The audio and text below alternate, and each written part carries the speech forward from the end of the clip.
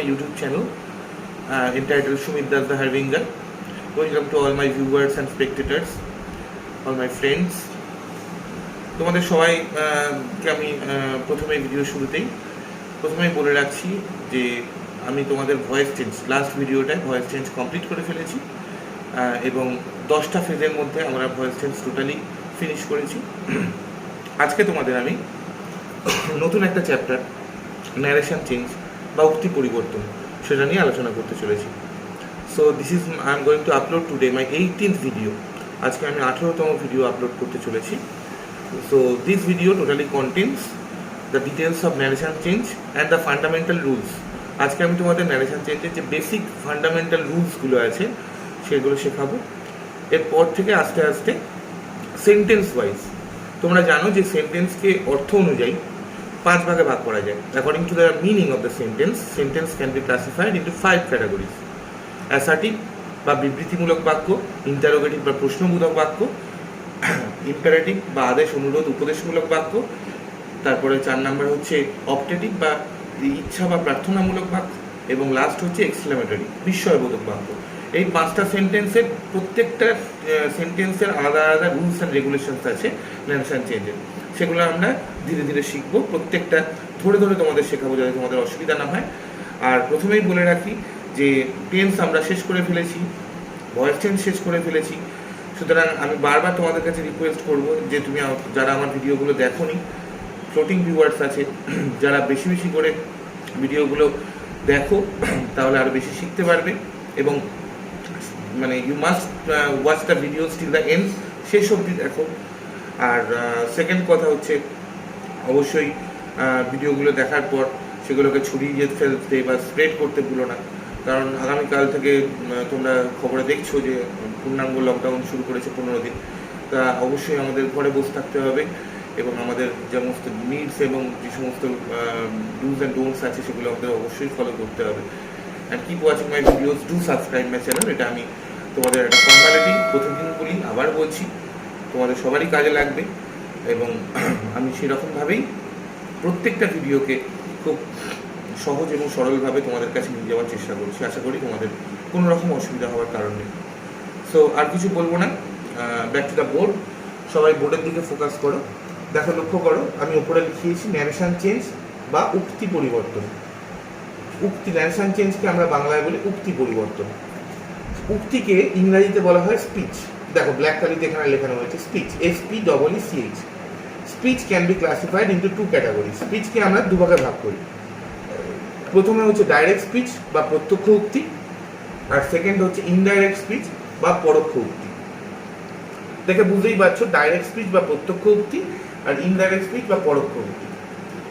So direct speech আর indirect speech, যেমন আমরা voice চেঞ্জের ক্ষেত্রে অ্যাক্টিভ থেকে প্যাসিভ এবং প্যাসিভ থেকে অ্যাক্টিভে চেঞ্জ করেছি, ঠিক তেমনই ন্যারেশন চেঞ্জের ক্ষেত্রে কি আমরা দেখব যে ডাইরেক্ট স্পিচ থেকে ইনডাইরেক্ট স্পিচ এবং ইনডাইরেক্ট স্পিচ থেকে ডাইরেক্ট স্পিচে চেঞ্জ। সুতরাং আমাদের ডাইরেক্ট স্পিচ কোনটা এবং ইনডাইরেক্ট স্পিচ কোনটা অবশ্যই মন দিয়ে শিখতে হবে। আমি আবারও বললাম যে আজকের ভিডিওতে আমি তোমাদের ন্যারেশনের ফান্ডামেন্টাল নিয়মগুলো নিয়ে আলোচনা করব, তাহলে তোমাদের সুবিধা হবে। এবং narration is also a huge chapter, এটাও একটা বড় চ্যাপ্টার ভয়েস চেঞ্জের মতোই। এটাও অনেকগুলো ফেজ, আমি ভয়েস চেঞ্জ টোটাল 10টা ফেজ নিয়েছি, আর ন্যারেশনেও মোটামুটি আমাদের 9-10টা ফেজ লাগবে। আমি প্রত্যেকটা ফেজ ধরে ধরে তোমাদের শেখানোর চেষ্টা করব। সো ডাইরেক্ট স্পিচ কাকে বলে? What is the definition of direct speech? দেখো, ডাইরেক্ট স্পিচ বা প্রত্যক্ষ উক্তি, যখন কোনো সেন্টেন্সে স্পিকার বা বক্তা, স্পিকার মানে হচ্ছে বক্তা, যখন কোনো সেন্টেন্সে স্পিকার বা বক্তা যা বলে সেটিকে তার ভাষায় লিপিবদ্ধ করা হয়, মানে যা বলে সেটিকে স্পিকারের ভাষাতে লিপিবদ্ধ করা হয়, তখন তাকে প্রত্যক্ষ উক্তি বলে। আবারও রিপিট করছি, যখন কোনো সেন্টেন্সে স্পিকার বা বক্তা যা বলে সেটিকে তার ভাষায় লিপিবদ্ধ করা হয়, তখন তাকে প্রত্যক্ষ উক্তি বলে। এটাকে আমি দেখো রেড কালিতে লিখিয়েছি তোমাদের, যে ওয়েন ইন আ সেন্টেন্স, যখন কোনো বাক্যে, এটা ইংলিশে আমি ট্রান্সফর্ম করেছি for the benefit of English medium students, whatever the speaker says, when in a sentence whatever the speaker says, যখন কোনো বাক্যে বক্তা যা বলে is stated directly within inverted commas, inverted কমার মধ্যে। দেখো, দেখতে পাচ্ছ ব্ল্যাক কালিতে আমি ইনভার্টেড কমা দেখিয়েছি। ইনভার্টেড কমার মধ্যে বক্তা বা স্পিকার যা বলে সেটাকে দেয়া থাকে, then it is called direct speech. So when in a sentence whatever the speaker says is stated directly within inverted commas, then it is called direct speech. বোঝা গেল? তা যখন কোনো সেন্টেন্সে স্পিকার বা বক্তা যা বলে সেটাকে আমরা প্রত্যক্ষভাবে তার ভাষায় লিপিবদ্ধ করবো উইদিন ইনভার্টেড কমাস, সেটাকেই আমরা বলবো প্রত্যক্ষ উক্তি বা ডাইরেক্ট স্পিচ। সেটাই এবার এইভাবে এক্সাম্পলে আমি এখানে দেখিয়েছি, এক্সাম্পলটা ফলো করো। দেখো এখানে লেখা আছে the man said comma quotation I am ill, direct speech. দেখো লক্ষ্য করে দেখো এখানে লোকটা যা বললো, লোকটা বললো কমা কোটেশন আমি হই অসুস্থ, তার আমি মানে এখানে লোকটা অসুস্থ, তা লোকটা যা বললো লোকটার ভাষায় আমরা এখানে প্রকাশ করেছি এবং উইদিন ইনভার্টেড কমাস, সেই নয় এটা হয়েছে ডাইরেক্ট স্পিচ। সেটাই আমি তলায় এখানে লিখিয়েছি। দেখো যে এখানে স্পিকার যা বলছে, স্পিকার বা বক্তা যা বলছে সেটিকে প্রত্যক্ষভাবে তার ভাষায় প্রকাশ করা হয়েছে, তাই এটি ডাইরেক্ট স্পিচ। ব্র্যাকেটে থার্ড দিয়ে দেখো অবলিক দিয়ে আমি স্ল্যাশ দিয়ে লিখিয়েছি যে here what ever the speaker says is directly stated, এখানে বক্তা যা বলছেন সেটাকে প্রত্যক্ষভাবে তুলে ধরা হয়েছে, সেজন্য এটাকে বলা হয় প্রত্যক্ষ উক্তি। তবে আশা করছি তোমরা সবাই বুঝতে পারলে যে what is the definition of direct speech এবং এক্সাম্পল কি আছে, কাকে প্রত্যক্ষ উক্তি বলে বা ডাইরেক্ট স্পিচ বলে। এবার আমি নেক্সট যেটা তোমাদের লেখাতে চলেছি সেটা হচ্ছে ইনডাইরেক্ট স্পিচ। ইনডাইরেক্ট স্পিচ কাকে বলে এবং তার এক্সাম্পল। Hello, welcome again. তোমরা দেখলে আগের কোশ্চেনে আমি তোমাদের ডাইরেক্ট স্পিচ বা প্রত্যক্ষ উক্তি কাকে বলে তার এই ডেফিনেশনস এবং তার এক্সাম্পল তোমাদের ডিটেলে শেখালাম। এবারে দেখো সবাই বোর্ডের দিকে ফোকাস করো। এবারে আমি তোমাদের ইনডাইরেক্ট স্পিচ বা পরোক্ষ উক্তি কাকে বলে সেটা শেখাবো। ডেফিনেশনটা কি, যে যখন স্পিকার বা বক্তা প্রত্যক্ষভাবে যা বলে সেটিকে লিপিবদ্ধ না করে পরোক্ষভাবে বলা হয়, তাহলে স্পিকার বা বক্তা যা বলছে সেটাকে না লিপিবদ্ধ না করে পরোক্ষভাবে বলা হয়, তখন তাকে ইনডাইরেক্ট স্পিচ বা পরোক্ষ উক্তি বলে। আমরা ডাইরেক্ট স্পিচের ক্ষেত্রে কি দেখেছিলাম যে what ever the speaker Sage, speaker বা বক্তা যা বলে সেটাকে প্রত্যক্ষভাবে তার ভাষায় লিপিবদ্ধ করা হয়। আর ইনডাইরেক্ট স্পিচে গিয়ে দেখবো প্রত্যক্ষভাবে যা বক্তা যা বলে সেটাকে প্রত্যক্ষভাবে লিপিবদ্ধ না করে পরোক্ষভাবে বলা হয়, তখন তাকে ইনডাইরেক্ট স্পিচ বা পরোক্ষ উক্তি বলে। এটাকে এই দেখো ইংলিশে আমি লিখিয়েছি যে when in a sentence whatever the speaker says is indirectly stated, when in a sentence whatever the speaker says is indirectly stated, then it is called indirect speech. যখন বক্তা যা বলেন সেটাকে ইনডাইরেক্টলি বা পরোক্ষভাবে প্রকাশ করা হয় তাকে আমরা ইনডাইরেক্ট স্পিচ বলবো। একটা এক্সাম্পল দেখলেই তোমাদের ক্লিয়ার হয়ে যাবে। লক্ষ্য করে দেখো এখানে the man said that he was ill. তোমরা ডাইরেক্ট স্পিচে আমি যখন এক্সাম্পল লিখিয়েছিলাম ওখানে লিখিয়েছিলাম the man said comma quotation I am ill. এখানে দেখো ইনডাইরেক্ট স্পিচে লেখা আছে the man said that he was ill, এটা ইনডাইরেক্ট স্পিচ।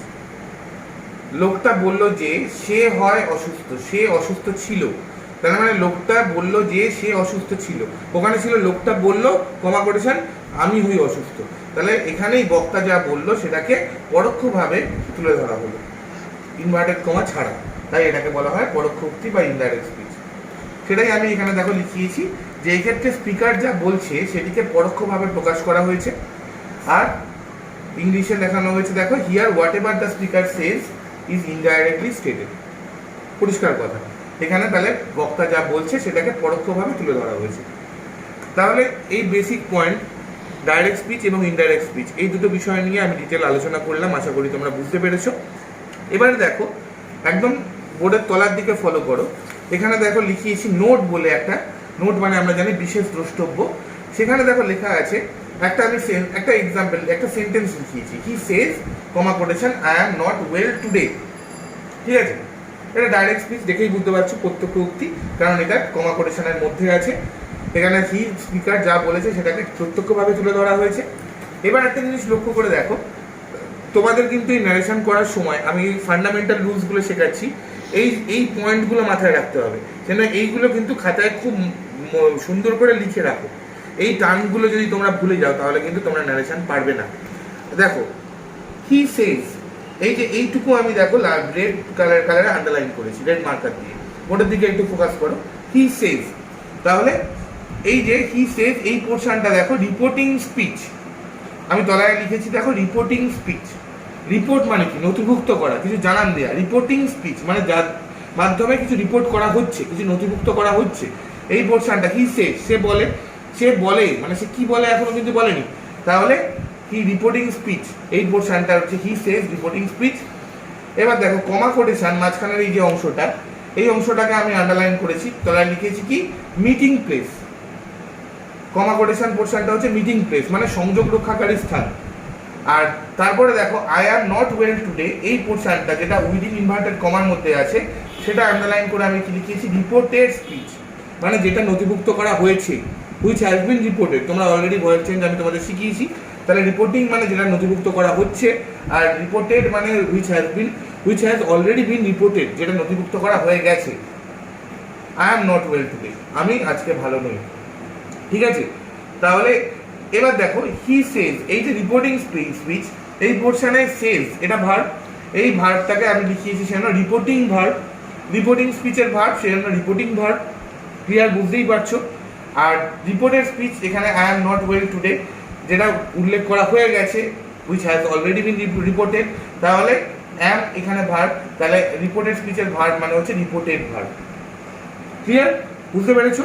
এবার আবারও বলছি লিখে নাও, এগুলো কিন্তু তোমাদের লিখে নিতে হবে, কারণ এই রিপোর্টিং স্পিচ কোনটা, রিপোর্টিং ভার্ব কোনটা, রিপোর্টেড ভার্ব কোনটা, রিপোর্টেড স্পিচ কোনটা, মিটিং প্লেস কোনটা, এগুলো কিন্তু এর পরবর্তীকালে আমি এই টার্ম ওয়াইজ তোমাদের নিয়মগুলো শেখাবো। সেখানে যদি তোমরা রিপোর্টিং ভার্ব কোনটা ভুলে যাও, রিপোর্টিং স্পিচ কোনটা না ধরতে পারো, তাহলে কিন্তু তোমরা ন্যারেশন শিখতে পারবে না। কেন আমি আবারও বলছি কোনটা রিপোর্টিং স্পিচ, কোনটা মিটিং প্লেস, কোনটা রিপোর্টেড স্পিচ, কোনটা রিপোর্টিং ভার্ব, কোনটা রিপোর্টেড ভার্ব, এগুলো কিন্তু তোমরা খাতায় লিখে নাও। ভিডিওটাকে পজ করে জুম করে ভালো করে লিখে নাও। ঠিক আছে, তাহলে বেসিক বা ফান্ডামেন্টাল নিয়ম আমি তোমাদের ন্যারেশনে মোটামুটি শেখালাম। আর একটা জিনিস আজকের ভিডিওতে আমি ইনক্লুড করব, তারপরে আমি নেক্সট ভিডিও চলে যাব এর পরের দিন। সেটা হচ্ছে তোমাদের ন্যারেশন চেঞ্জ করার সময় অ্যাডভার্বের কিছু কিছু চেঞ্জ হয়। মানে ধরো ডাইরেক্ট স্পিচ থেকে ইনডাইরেক্ট স্পিচ করার সময়, যেমন আমরা ভয়েস চেঞ্জ দেখেছিলাম অ্যাক্টিভ থেকে প্যাসিভে করার সময় প্রোনাউনের চেঞ্জ হচ্ছে, আই থেকে মি, হি থেকে হিম। তেমন এখানে দেখবো ডাইরেক্ট স্পিচ থেকে ইনডাইরেক্ট স্পিচ করার সময় অ্যাডভার্বের কিছু কিছু পরিবর্তন হচ্ছে। সেই নিয়মগুলো সেইগুলো আমি তোমাদের লিখিয়ে দেবো, সেগুলো মুখস্থ করবে। সেগুলো ফান্ডামেন্টাল নিয়ম, সব ন্যারেশনের ক্ষেত্রে, মানে সব সেন্টেন্সের ন্যারেশনের ক্ষেত্রে সেগুলো তোমাদের কাজে লাগবে। Clear? So just keep watching, আমি ওগুলো লিখেছি। Hello, welcome again. তোমাদের আমি দেখলে এর আগের পোর্শনে রিপোর্টিং ভার্ব কোনটা, রিপোর্টেড ভার্ব কোনটা, রিপোর্টিং স্পিচ কোনটা, রিপোর্টেড স্পিচ কোনটা, মিটিং প্লেস কোনটা, এ নিয়ে আলোচনা করলাম, এবং ইনডাইরেক্ট স্পিচ কাকে বলে তার ডেফিনেশন এবং তার এক্সাম্পল নিয়ে আলোচনা করলাম। আশা করছি তোমাদের কোনো সমস্যা নেই। এবারে দেখো, narration is also a very big chapter. So এবারে তোমাদের ফান্ডামেন্টাল নিয়ম আর একটা যে পোর্শন যেটা ভেরি ইম্পর্টেন্ট, সেটা তোমরা অবশ্যই খাতায় লিখে নেবে, যে ডিউরিং ন্যারেশন চেঞ্জ, যখন আমরা ডাইরেক্ট স্পিচ থেকে ইনডাইরেক্ট স্পিচে চেঞ্জ করবো, সেক্ষেত্রে দ্য চেঞ্জেস অফ অ্যাডভার্বের কিছু কিছু পরিবর্তন হয়। ডাইরেক্ট থেকে ইনডাইরেক্ট স্পিচ, আবার ইনডাইরেক্ট থেকে ডাইরেক্ট স্পিচ। সেটা দেখো আমি গ্রেটার দ্যান সাইন দিয়ে বোর্ডের দিকে ফোকাস করো লিখিয়েছি। ন্যারেশন চেঞ্জের সময় অ্যাডভার্বের চেঞ্জ সংক্রান্ত নিয়মাবলী, মানে অ্যাডভার্বের যে চেঞ্জ হয়। নাও থাকলে দেখো গ্রেটার দ্যান সাইন দিয়ে, নাও থাকলে দেন, হিয়ার থাকলে দেয়ার, দিস থাকলে দ্যাট, দিস থাকলে দোজ, এগো থাকলে বিফোর, টুডে থাকলে দ্যাট ডে, টুমরো থাকলে দ্য নেক্সট ডে, ইয়েস্টারডে থাকলে দ্য প্রিভিয়াস ডে। আবারও বলছি, নাও থাকলে দেন, হিয়ার থাকলে দেয়ার, দিস থাকলে দ্যাট, দিস থাকলে দোজ, এগো থাকলে বিফোর, টুডে থাকলে দ্যাট ডে, টুমরো থাকলে দ্য নেক্সট ডে, ইয়েস্টারডে থাকলে দ্য প্রিভিয়াস ডে। এগুলো কিন্তু তোমরা খাতায় লিখে নেবে, এগুলো কিন্তু মুখে বললে মনে থাকবে না। তোমরা কিন্তু ভিডিওটাকে পজ করে অবশ্যই খাতায় লিখে নাও, এগুলো তোমাদের কাজে লাগবে। আর এরপরে আরও দুটো জেনারেল নিয়ম আছে। সেটা হচ্ছে এক, ন্যারেশন চেঞ্জ করার সময় টেন্সের পরিবর্তন। আমি একটা চার্ট করে দেবো, সেই চার্টটা তোমরা খাতায় লিখে নেবে। সেই চার্টটা যদি মনে রাখো কোনো অসুবিধা হবে না।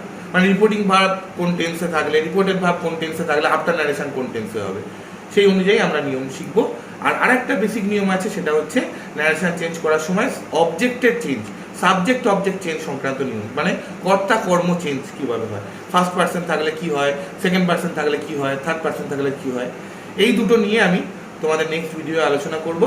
আজকে আমি তোমাদের ডাইরেক্ট স্পিচ কাকে বলে, ইনডাইরেক্ট স্পিচ কাকে বলে, এক্সাম্পল, এবং রিপোর্টিং ভার্ব কোনটা, রিপোর্টেড ভার্ব কোনটা, রিপোর্টিং স্পিচ কোনটা, মিটিং প্লেস কোনটা, রিপোর্টেড স্পিচ কোনটা, এই নিয়ে আলোচনা করলাম। এগুলো অবশ্যই খাতায় লিখে রাখবে। এবং লাস্ট আমি দেখো তোমাদের অ্যাডভার্বের যে চেঞ্জ হয় ন্যারেশন চেঞ্জের সময়, সেগুলো নিয়ে আলোচনা করলাম। নাও থাকলে দেন, দিস থাকলে দ্যাট, এগো থাকলে বিফোর, ঠিক আছে, এই ব্লা ব্লা ব্লা, এগুলো তোমরা অবশ্যই লিখে দেবে। আর কিছু বলার নেই। আশা করছি আজকের ভিডিওটা তোমাদের আমি মানে আমার হার্ট অ্যান্ড সোল চেষ্টা করেছি। I will try my best in future, আরও আমি চেষ্টা করব ভবিষ্যতে, এবং আশা করছি তোমরা বুঝতে পেরেছো। যাদের কোনো বিষয়ে কোনো সমস্যা হবে আমার কমেন্ট সেকশনে অবশ্যই লিখে জানাবে। আর আবারও বলছি, ডু সাবস্ক্রাইব মাই চ্যানেলটাকে সাবস্ক্রাইব করো, শেয়ার করো, স্প্রেড করো, বেল আইকনে নোটিফিকেশান বেল আইকনে গিয়ে ক্লিক করে দাও যাতে করে সব ভিডিও তোমরা দেখতে পাও, এবং লাইক করো, ছড়িয়ে দাও। কারণ আমাদের এই চ্যানেলটা এটা একটা পরিবার, এই পরিবারটায় আমরা সবাই সদস্য, সুতরাং সমস্ত সদস্যেরই রেসপন্সিবিলিটি যাতে করে এই চ্যানেলটা আরও বেশি করে ছড়িয়ে যায় এবং সবার কাজে লাগে। এই কোভিড প্যান্ডেমিক সিচুয়েশান, এই সিচুয়েশানে আমরা স্কুল কলেজ এখন অনিশ্চয়তার মধ্যে আছি। আমরা কবে আবার নর্মাল লাইফে ফিরবো আমরা জানি না। সেই জন্য আমাদের অবশ্যই ঘরে বসে বসে আমার ভিডিওগুলো তোমরা দেখো, তোমাদের কাজে লাগবে। বেশি বেশি করে কোশ্চেন ব্যাংক থেকে প্র্যাকটিস করো, নিয়ম কানুন অনুযায়ী অবশ্যই তোমাদের কাজে আসবে। এবং তোমরা এই সিচুয়েশানে অবশ্যই ঘরে থাকো বেশিরভাগ টাইম, আর সুস্থ থাকো। সবাইকে এই শুভেচ্ছা জানাচ্ছি। আমরা সবাই মিলে লড়াই করছি এবং আশা করছি লড়াইয়ে আমরা একদিন নিশ্চয়ই জিতবো, এ বিষয়ে কোনো সন্দেহ নেই। শুধুমাত্র আমাদের সতর্ক থাকতে হবে, কনসাসনেস বাড়াতে হবে, এবং যারা আনকনসাস তাদেরকে আরও বেশি করে সতর্কতা বোঝাতে হবে। কারণ এটা একটা আমাদের সবার ক্ষেত্রে এটা একটা চ্যালেঞ্জ, এবং সেই চ্যালেঞ্জকে আমাদের জিততেই হবে। ঠিক আছে, সবাইকে অনেক শুভেচ্ছা, সুস্থ থাকো। এরপর আমার কালকে আরও একটা কথা, কালকে সানডে, কালকে আমি ভিডিও ছাড়ি না, তোমরা জানো সানডে করে আমি অফ দিই। আবার আমি তোমাদের মনডেতে আমার নেক্সট ভিডিও ছাড়বো। সবাইকে অনেক শুভেচ্ছা রইল, নমস্কার।